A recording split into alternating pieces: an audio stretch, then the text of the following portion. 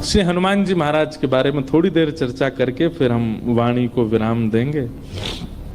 बोलो अनंत बलवंत श्री हनुमान जी महाराज की जय। बंधुओं, शंकर जी का परम भक्त है रावण, लेकिन उसी रावण के दुष्टता पर एक दिन शंकर जी बड़े चिंतित हो गए और शंकर जी ने मन में विचार किया कि भाई ये हमारा भक्त है, हम चाहते तो ऐसा है कि हमारी तीसरा नेत्र खुले और जल के भस्म हो जाए, पर गुरु को चाहिए अपने शिष्य को दंड तो दे लेकिन मृत्यु दंड ना दे। लेकिन ये काम ऐसे कर रहा है और ये आगे भी ऐसे कार्य करेगा कि इसको मृत्यु दंड ही मिलना चाहिए और मेरे द्वारा ही मिलना चाहिए, क्योंकि मेरे इष्ट राम को ही परेशान करेगा। तो क्या करें? तो शंकर जी का संकल्प हुआ कि इसके वध में कारण मैं बनूं। तब शंकर जी के मन में आया कि हम 11वें रुद्र श्री हनुमान के रूप में जाएंगे और हम ही कारणभूत बनेंगे इसके वध का, और एक पंथ दो काज होंगे, रावण का वध भी हो जाएगा और मेरे इष्ट श्री राम जी की मैं भक्ति भी करूंगा, सेवा भी करूंगा, उनसे प्रेम भी करूंगा। अभी तो मैं शिव स्वरूप में हूं, मुझे ईश्वर तत्व माना जाता है और मैं ईश्वर तत्व हूं भी। इस कारण से कई बार ऐसा होता है बंधुओं कि अगर शिव जी को राम जी का भक्त बता दो, शैव बड़े नाराज हो जाते हैं, हमारे शंकर जी बड़े हैं, आप उनको राम भक्त क्यों कह रहे हो। कई बार शंकर जी को कृष्ण भक्त बता दो तो शैव लोगों को बड़ी क्रोध आता है, बोले हमारे महादेव कोई कृष्ण के भक्त हैं। लेकिन वास्तवता यही है भैया, आप मानो चाहे मत मानो। आप मंदिर में जाकर के ओम नमः शिवाय कहते हैं महादेव के आगे, उनको प्रसन्नता होती होगी, लेकिन आप मंदिर में जाकर के राम राम राम राम कहते हैं तो महादेव अत्यंत प्रसन्न हो जाते हैं।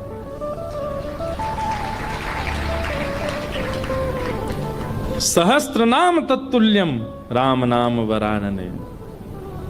हजारों बार कोई राम नाम कहता है तब राम नाम को सुनने के लिए महादेव स्वयं प्रकट हो जाते हैं। कृष्ण नाम सुनकर के स्वयं प्रकट हो जाते हैं महादेव। तो महादेव ने विचार किया कि मेरे इष्ट की सेवा भी हो जाए और ये दुष्ट रावण का वध भी कारण मैं बनूं।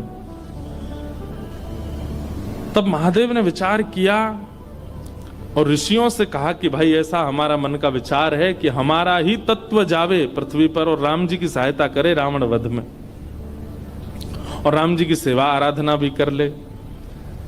तब ऋषियों ने कहा महाराज, इस धराधाम पर पृथ्वी पर आपके तेज को धारण करने की सामर्थ्य किसी स्त्री में नहीं है, कौन धारण करेगा। तब ब्रह्म लोक की एक अप्सरा थी, उनका नाम था कुंजस्थला। उन्होंने एक ऋषि का उपहास किया, बहुत ध्यान से सुनिएगा, और उस उपहास के कारण ऋषि ने उनको शाप दे दिया कि तुम बानरी हो जाओ। इतनी जोर से हंस रही हो संतों के ऊपर। एक बात बता दें आपको, जो संत ऋषि महंत भक्त वक्ता वैष्णवों के ऊपर या उनकी भक्ति के ऊपर हंसी करते हैं, उनको ही बानर बनना पड़ता है अगले जन्म में। इसलिए कभी किसी भक्त की हंसी मत करना। तो कुंजस्थला को शाप दे दिया, बोले जाओ तुम बानरी बन जाओ।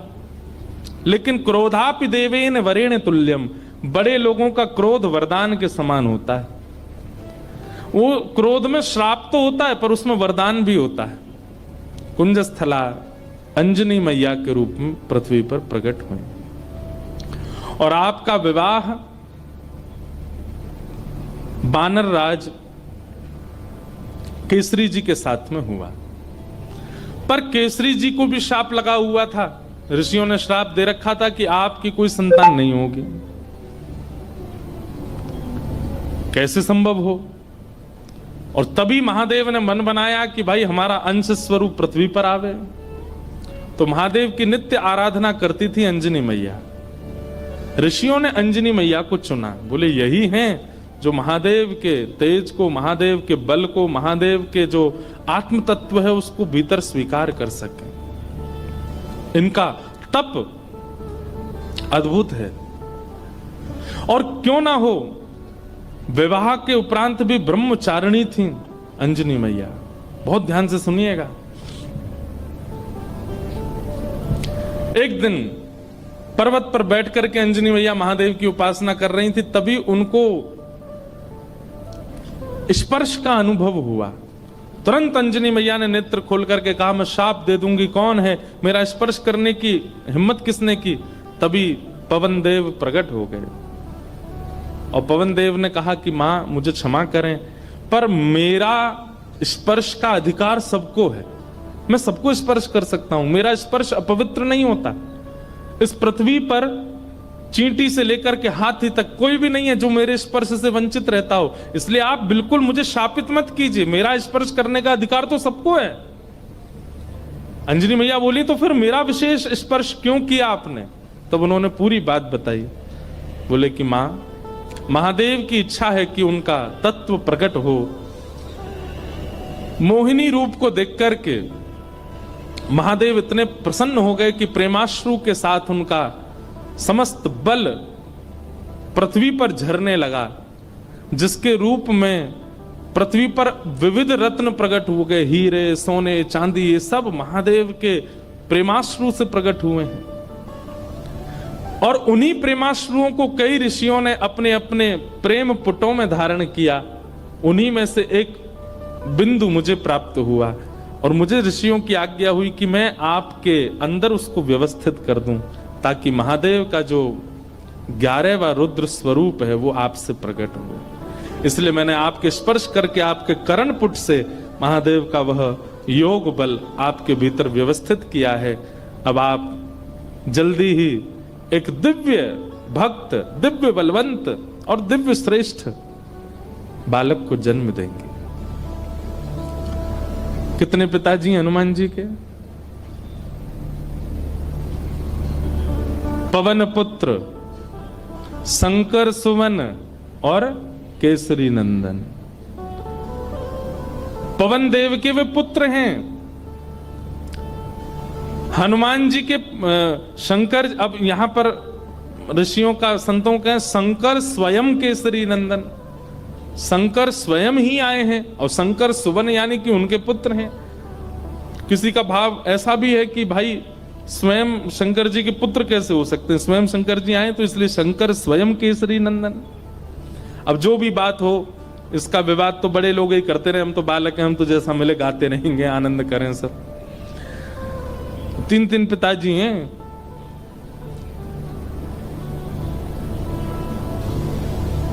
इस प्रकार आज ही के दिन अंजनी मैया ने, अंजनी मैया के दिव्य कोख से दिव्य तेज प्रकट हुआ और पृथ्वी पर प्रकट हुए इस पृथ्वी के रक्षक, भक्तों के रक्षक, दानवों का दलन करने वाले प्रभु श्री राम के अनन्य भक्त पवन पुत्र श्री हनुमान जी महाराज की जय हो, जय हो, जय हो। श्री हनुमान जी का प्रादुर्भाव हुआ, तीनों लोकों में डुमडुमियां बजने लगी, देवता सब आनंदित हो गए, सब सुरक्षित अनुभव करने लगे। क्यों? बोले अब हमारी रक्षा करने वाले आ गए। श्री हनुमान जी महाराज का प्रादुर्भाव हुआ। देवताओं ने आकर के सबने उनको बल प्रदान किया, किसी ने बल प्रदान किया, किसी ने गदा प्रदान की, किसी ने बुद्धि प्रदान की, किसी ने मेधावी। इस प्रकार से सब देवताओं ने आकर के हनुमान जी महाराज को दिव्य दिव्य तेज प्रदान किया। पर भैया एक बात सुनिएगा, हनुमान जी महाराज के पास एक भी वस्तु ऐसी नहीं है जिसकी कमी हो। वो भले ही बानर थे, पर बानर रूप में भी इतने सुंदर थे कि उनको देखने के लिए राम जी लालायित रहते थे कि कोई हनुमान जी को मेरे सामने बैठा दो। आज भी अनेक हनुमान मंदिरों में आप देखेंगे हनुमान जी के सामने ही राम जी बैठे होंगे। प्रियतम को सामने बैठाया जाता है, भले ही भक्त हैं हनुमान जी, लेकिन राम जी को उनका दर्शन इतना अच्छा लगता है, पूरा विश्व राम जी को देखता है, पर राम जी हनुमान जी को देखते हैं। और इस सुंदरता का कारण क्या है कि हनुमान जी में इतनी योग्यताएं हैं, पर सारी योग्यताएं भक्ति से ढकी हुई हैं। हम लोग कैसे हैं? हमारी सारी योग्यताएं प्रकट रहती हैं। कोई व्यक्ति अगर बहुत बुद्धिमान होता है ना, उसके रूप से ही पता चल जाता है कि बहुत बुद्धिमान है। ये देखो हनुमान जी डोल रहे हैं भाई, आ जाओ, आहा, आ जाओ मंच पे आ जाओ। ये देखो, पूंछ से लपेट दो एक आध पंडित जी को। अनंत बलवंत श्री हनुमान जी महाराज की। यहाँ बैठ जाओ आगे, ये स्पीकर के आगे बैठ जाओ। हाँ बैठ जाओ। हनुमान जी बेचारे दांत नहीं है इनके, बैठ जाओ। खड़े रहोगे थक जाओगे। हे हनुमान जी बैठ जाओ, पूंछ संभाल के। गदा नीचे धर दो, गदा नीचे रख दो, थक जाओगे। बस ऐसी कथा सुनते रहो। बोलो हनुमान जी महाराज की जय। तो हनुमान चालीसा करके ही जाना सब लोग, उससे पहले मत चले जाना। हम लास्ट में ही करेंगे कि आप चले नहीं जाओ। आपसे पहले तो हमको जाना है। पर तो क्या बता रहा था मैं? हाँ, हनुमान जी में सारे गुण हैं। अष्ट सिद्ध नवनिधि के दाता, असवर दीन जानकी माता। अष्ट सिद्ध नवनिधि के दाता, अष्ट सिद्धियां हैं, नवनिधियां हैं। महाराज हम पे तो एक सिद्धि आ जाए, सिद्धि नहीं भी आवे तो हम लोग फूले नहीं समाते। उन पे तो 8 सिद्धियां हैं, 9 निधियां, पर फिर भी हनुमान जी महाराज इतने दीन कैसे? भक्ति। किसी का ज्ञान प्रधान होता है, किसी का स्वरूप प्रधान होता है, किसी की योग्यताएं प्रधान होती है, पर हनुमान जी महाराज ने सबको गौड़ करके अपने भक्ति को प्रधान रखा है। अच्छा एक बात बताएं, हनुमान जी का एक गुण है, बहुत ध्यान से सुनिएगा। हम सब में कोई योग्यता आ जाती है, जैसे किसी को गाना आ जाए, किसी को बजाना आ जाए, किसी को नाचना आ जाए, तो अपने उस गुण के स्वामी हम खुद बन जाते हैं। जो भी गुण है हमारे अंदर, उस गुण के स्वामी कौन है? हम खुद बन जाते हैं। पर हनुमान जी ने अपने सारे गुणों का स्वामी राम जी को बना दिया। मेरे अंदर बल भी है तो राम जी की कृपा, मेरे अंदर बुद्धि भी है तो राम जी की कृपा, मेरे अंदर योग्यताएं भी हैं तो राम जी की कृपा। मैं सब जानता हूं पर अपने मन से कुछ नहीं करूंगा, राम जी कहेंगे तो ही करने जाऊंगा, तो ही करूंगा। पर हम लोग कैसे हैं? सारे गुणों को, सारी श्रेष्ठताओं को अपने ऊपर ले लेते हैं, इसलिए हम लोगों का उससे कल्याण नहीं होता, उससे कहीं ना कहीं हमारा मन विक्षिप्त रहता है। एक लीला सुना करके फिर हनुमान चालीसा गाते हैं। ठाकुर जी भी आ गए। जैसे किसी की विदाई होती है तो कोई बहुत रोता है ना, तो उसको अंदर कमरे में ले जाके समझाते हैं। ऐसे बेचारे के समझा बुझा के लाए, बोले फिर आएंगे कोल्हापुर में, फिर भक्त चरित्र होगा, आप चल दो, ऐसे मत करो।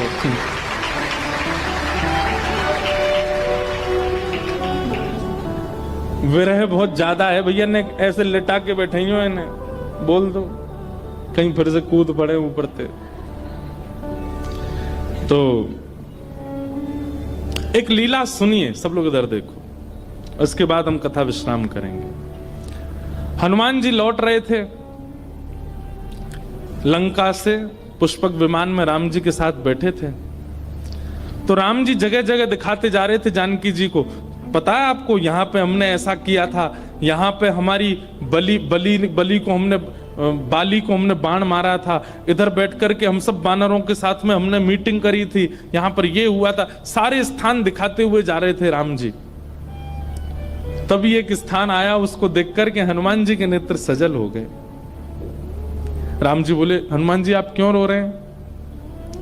हनुमान जी बोले, अब जो नीचे स्थान है ना, ये मेरी जन्मभूमि है, यहाँ मेरा जन्म हुआ है, और मैं अपनी मैया अंजनी मैया से बहुत वर्षों से मिला नहीं हूं। मुझे सीता जी में ही अपनी माँ दिखती हैं, पर क्योंकि जन्म स्थान के ऊपर से जा रहे हैं तो मुझे याद आ गई माँ की।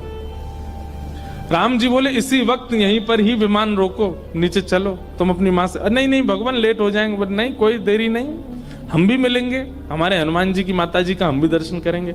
हनुमान जी बोले, आप मिलेंगे मैया से? बोले हाँ मिलेंगे, चलो।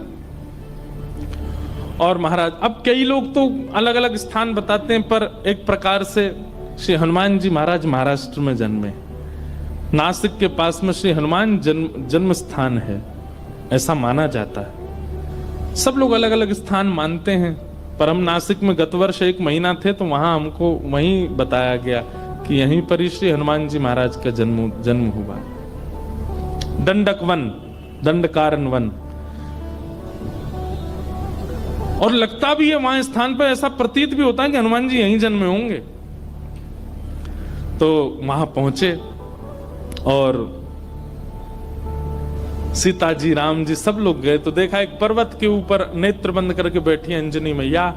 नेत्र खोल करके जैसे ही देखा तो सामने राम जी, जानकी जी, लक्ष्मण जी, सब वानरों की सेना और श्री हनुमान जी महाराज आ रहे हैं। अंजनी मैया के नेत्र सजल हो गए, दंडवत प्रणाम किया, बोले वाह, ऐसा पुत्र पूरे विश्व की मैयाओं को मिले जो साक्षात भगवान को लेकर के आवे।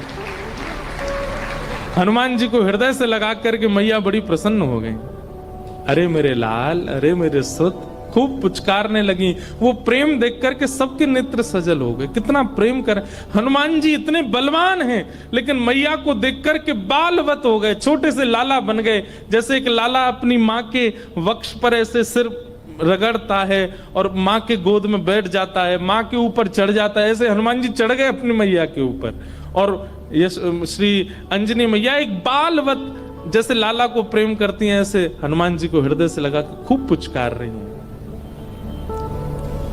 हनुमान जी के नेत्र सजल हो गए, राम जी के नेत्र सजल हो गए देख करके अंजनी मैया के इस प्रेम को। अब मैया बोली, लाला चल अब उतरो, देखो ठाकुर जी आए, कुछ सामग्री बनाऊं, कुछ पधराऊं इनको। सामग्री सिद्ध की अंजनी मैया ने, राम जी को अपने हाथ से भोजन पवाया। हनुमान जी आज इतने प्रसन्न है कि मेरी जन्मभूमि पर राम जी आए हैं। देखो हनुमान जी का एक गुण देखा आपने, हनुमान जी ने जिद नहीं की राम जी से कि मेरे घर चलो, राम जी खुद गए। यही होना चाहिए एक भक्त का स्वरूप, अपने गुरु से, अपने आचार्य की, उनकी इच्छा है जहां वहां चलो, अपनी इच्छा से नहीं। अंजनी मैया ने प्रसाद आदि के बाद पूछा, कैसा रहा आपकी लंका में जो युद्ध, उसकी चर्चा तो बहुत सुनी, पर आप लोग खुद अपने मुख से बताइए कि वहां कैसा क्या रहा। हनुमान जी महाराज बोले, मैं बताऊंगा, पूरे लंका कांड तो मैं ही सुनाऊंगा। सुंदर कांड से सुनाना शुरू किया हनुमान जी ने। बोले ऐसे ऐसे भगवान ने कहा पता करके आओ, और मैया मैं उड़ करके गया और जाकर के मैंने वहां पर फिर लंका जला दी, सीता जी से मिल के आए, फिर हम वापस आए, राम जी से आकर के हमने निवेदन किया, पूरी बानर सेना लेके फिर हमने सेतु बनाया, सेतु बना करके वहां गए, वहां पर लक्ष्मण भैया को शक्ति लग गई, तो फिर मैं हिमालय पर जाके पर्वत लेके आया, अंजनी संजीवनी बूटी दी गई, आदि आदि पूरी कथा सुनाने लगे। सब तो प्रसन्न, लेकिन अंजनी मैया बिल्कुल प्रसन्न नहीं थी। सीता जी ने कहा, मां, श्री हनुमान जी के इस ऐश्वर्य को सुनकर के आपको प्रसन्नता नहीं हुई?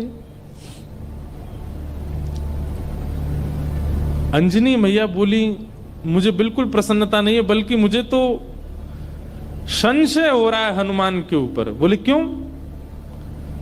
बोले हनुमान के होते हुए भी राम जी को इतना परिश्रम क्यों करना पड़ा?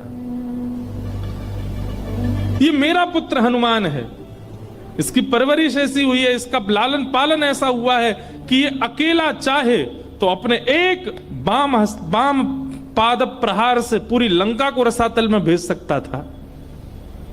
इसके रहते हुए सेतु बनाना पड़ा, लक्ष्मण भैया को शक्ति लगी, वैद्य बुलाने पड़े, इतने दिन तक युद्ध होता रहा, अहि रावण की यहाँ ठाकुर जी को जाकर के रहना पड़ा, और ना जाने क्या क्या। ये सब सुनकर के मेरा मन बहुत विचलित हो रहा है। मुझे लग रहा है कि हनुमान तुम्हारे रहते हुए राम जी को इतना श्रम करना क्यों पड़ा? अरे तुम्हारे लिए तो बाएं हाथ का खेल है, तुम जाकर के पूरी लंका का नष्ट करके रावण को रसातल में फेंक करके सीता जी को कंधे पर बैठा करके ले आते। तुम इतना श्रम करने की आवश्यकता ही नहीं थी, करना क्यों पड़ा? तो ये बात सुनकर के और तो किसी के मन में नहीं, पर लक्ष्मण जी के मन में थोड़ा सा आया कि मैया को कुछ ज्यादा ही बल का ये मान है कि बहुत ज्यादा बलवान है। अरे ठीक है, हनुमान जी हो गई लीला पूरी, अब इतना क्रोध क्यों कर रही है बेचारी उन पे? अंजनी मैया समझ गई लक्ष्मण जी अभी समझ नहीं रहे कि मैं क्या कहना चाह रही हूं। तभी अंजनी मैया एक दूर पर्वत पर गई और वहां पर्वत पर जाकर के हनुमान जी को टकटकी लगा के देखने लगी।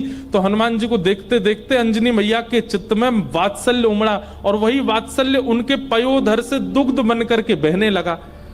एक बूंद दुग्ध की पयोधर से निकल करके जैसे ही उस पर्वत खंड पर गिरी, पर्वत बीच से विदीर्ण हो गया, ज्वालामुखी प्रकट हो गई, काले काले बादल आकाश में छा गए, पृथ्वी डामाडोल हो गई।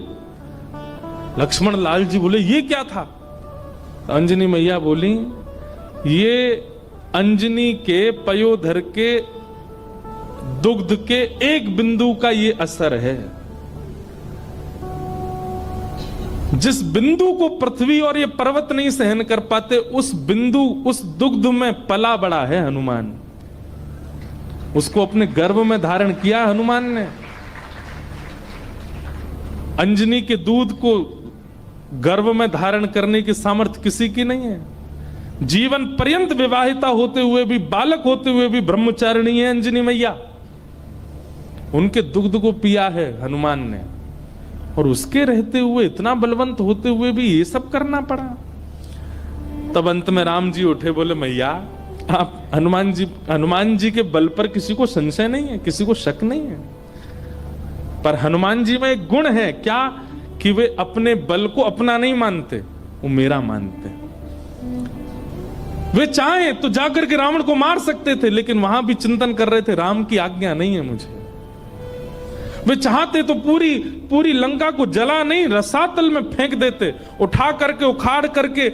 हनुमान जी महाराज ने, एक कथा आती है कि रावण की सेना में चिरंजीवी सेना भी थी रावण की, मतलब उनको कोई मार ही नहीं सकता, उन्होंने अमृत पिया रखा था, वो मरेंगे ही नहीं, चाहे उनको सुदर्शन चक्र काट दे, चाहे उनको गदा से मार दिया जाए, उनकी मृत्यु नहीं हो सकती। जब वे अजर अमर योद्धा लड़ने के लिए हनुमान जी से आए तो हनुमान जी बोले क्या करें, ये मरने वाले तो है नहीं। तो हनुमान जी ने अपनी पूंछ पर लपेट करके इतनी वेग से उनको आकाश के ऊपर भेजा कि जहां गुरुत्वाकर्षण, पृथ्वी का गुरुत्वाकर्षण होता है ना, कोई भी चीज ऊपर फेंको नीचे गिरती है, तो कुछ समय बाद गुरुत्वाकर्षण खत्म हो जाता है। हनुमान जी ने उन सबरे चिरंजीवी योद्धाओं को अपनी पूंछ में लपेट करके इतनी जोर से ऊपर फेंका कि गुरुत्वाकर्षण की सीमा से ऊपर चले गए। आज तक आकाश में ही घूम रहे हैं वे लोग, लौट के नहीं आ पाए पृथ्वी पर। तो श्री हनुमान जी महाराज के बल में किसी को संशय नहीं है, पर राम जी कहते हैं तब प्रताप रघुनाथ, वो अपने प्रत्येक बल को मेरा प्रताप मानते हैं। मेरी आज्ञा नहीं थी रावण को मारने की, मेरी आज्ञा नहीं थी लंका को रसातल में फेंकने की। अगर आज्ञा होती तो ये सब करने की आवश्यकता नहीं थी। अकेला हनुमान जाकर के सब क्रिया कर सकता था, लेकिन आप सौभाग्यशाली हैं मैया, आपका लाला इतना बलवंत, इतना बुद्धिवंत, इतना योग्य होते हुए भी मेरे अधीन रहता है, अपने योग्यता को नहीं मानता। तब अंजनी मैया प्रसन्न हुई, हनुमान जी को हृदय से लगाया। ऐसे श्री हनुमान जी महाराज हैं। आइए सब लोग बड़े प्रेम और भाव से बिल्कुल हनुमान जी का चिंतन अपने मन में कीजिए और बड़े प्रेम से, भाव से